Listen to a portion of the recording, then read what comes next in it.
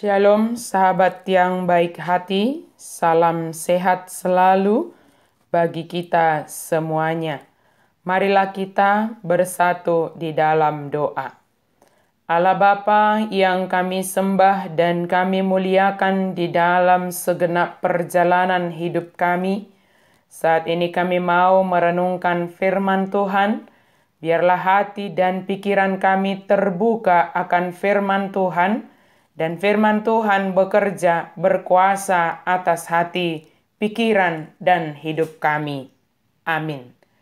Firman Tuhan bagi kita pada hari ini dari Zakaria 8 ayat 8. Dan aku akan membawa mereka pulang supaya mereka diam di tengah-tengah Yerusalem. Maka mereka akan menjadi umatku, dan aku akan menjadi Allah mereka dalam kesetiaan dan kebenaran. Jala'au mabuan nasida mulak, asa maringanan nasida di parsitongaan ni Jerusalem. Jadi bangsok kuma nasida, jala'au debata nasida di bagasan hasitongan dohot hati koran. Umat Allah dalam kesetiaan dan kebenaran. Saat itu seorang anak, jika saya bisa tebak, mungkin sedang duduk di bangku kelas 5 sekolah dasar. Tiba-tiba menghampiri saya yang sedang membawa barang belanjaan di suatu pasar tradisional. Anak tersebut menawarkan bantuan untuk membawakan barang belanjaan yang sedang saya bawakan. Dan ternyata ada banyak anak-anak hingga usia remaja yang menawarkan tenaganya untuk menolong atau membantu orang-orang yang sedang berbelanja yang ada di pasar tersebut.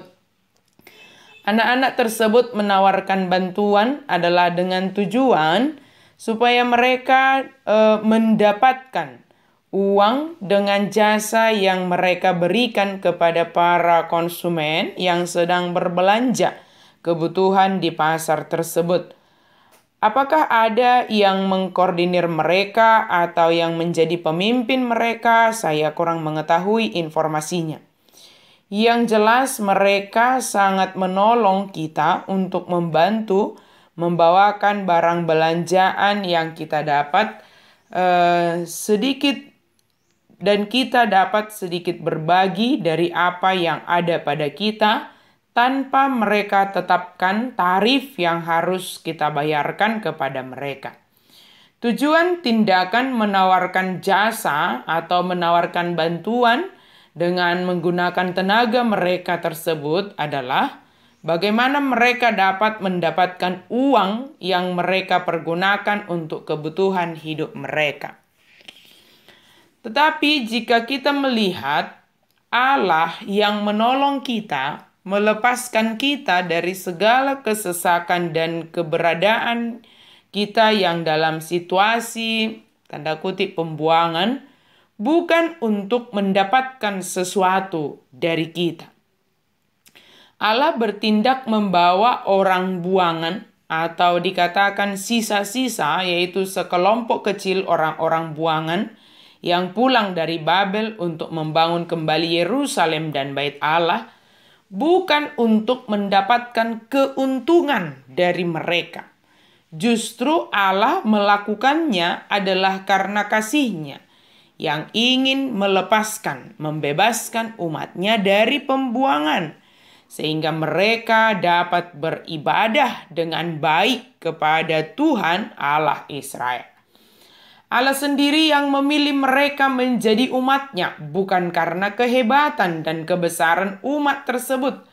Bahkan dikatakan justru karena mereka adalah yang terkecil, supaya mereka dapat melihat kuasa Tuhan yang membebaskan dan melepaskan mereka dari segala hal yang membuat mereka menjadi terbuang. Walau mereka yang memberontak dan tidak taat, tetapi Allah tetap mengasihi umat-Nya. Allah menghukum dengan kehadiran bangsa-bangsa lain adalah sebagai wujud kasih Allah untuk mengingatkan umat-Nya akan keberdosaan mereka. Tetapi tidak untuk selamanya Allah murka Allah menghukum mereka. Allah melepaskan mereka dan membawa mereka pulang ke Yerusalem. Hubungan perjanjian dibaharui dan seluruh umat akan dipenuhi dengan hadirat Allah. Janji pengampunan dan pemulihan ini akan menjangkau semua umat Allah dimanapun kita berada. Jika ayat ini awalnya ditujukan adalah kepada orang-orang buangan, tetapi ayat ini sekarang ditujukan kepada semua umat manusia. Bahwa Allah itu selalu ingin melepaskan kita. Membawa kita kembali ke jalan yang benar. Kasih Allah menjangkau kita, melepaskan kita untuk menjadikan kita umat Allah yang setia dan berjalan dalam kebenaran. Amin. Mari kita berdoa. Terima kasih Tuhan untuk firman-Mu. Biarlah kami senantiasa merasakan tindakan kasih Tuhan yang membebaskan kami. Dan kami boleh menjadi umat yang setia karena Engkau telah melakukan hal-hal yang baik, hal-hal yang mengasihi kami, membuat kami menjadi umat-Mu dan Engkaulah yang menjadi Allah kami. Jadikan kami menjadi umat-Mu yang setia dan umat-Mu yang senantiasa berjalan dalam kebenaran. Dalam nama Yesus kami berdoa dan bersyukur. Amin.